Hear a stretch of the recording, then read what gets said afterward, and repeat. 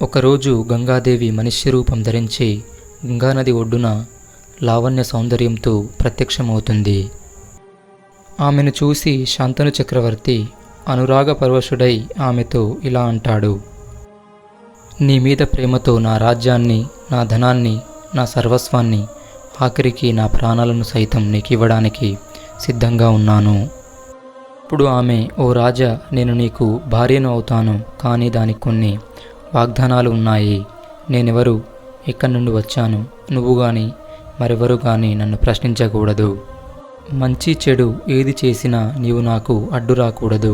ఏ సమయంలోనూ నీకు నాపై కోపం రాకూడదు. నాకు ఇష్టం లేనిది ఏది నువ్వు మాట్లాడకూడదు.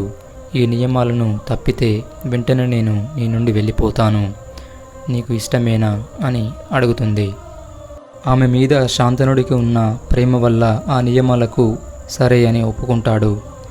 ఆమె శాంతనుడి భార్య అవుతుంది. ఇద్దరు కాలం తెలియకుండా జీవిస్తున్నారు.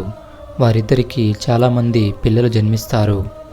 పుట్టిన వెంటనే ప్రతి శిశువును ఆమె గంగానదిలో పడేసి మరలా తిరిగి శాంతనుడి వద్దకు నవ్వుముఖంతో వస్తుంది.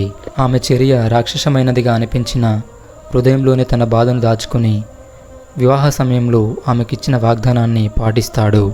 ఆమె అసలు ఎవరు, ఎక్కడి నుండి వచ్చింది, అసలు పిల్లలను గంగానదిలో ఎందుకు పడేస్తుందో శాంతనుడు తనలో తానే ఆశ్చర్యంతో ప్రశ్నించుకుంటాడు. అలా ఆమె మొత్తం 7 పిల్లలకు జన్మనిచ్చే గంగానదిలో పాడేస్తుంది.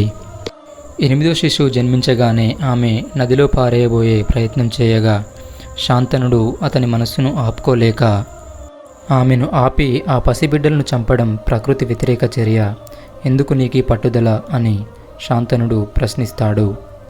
అప్పుడు ఆమె, ఓ చక్రవర్తి, వివాహ సమయంలో నువ్వు నాకిచ్చిన వాగ్దానాన్ని మర్చిపోయావు. నీ మనస్సు పిల్లలపై లగ్నం అయ్యింది. ఇంకా నాతో నీకు ఏమవసరం? నేను వెళ్తున్నాను.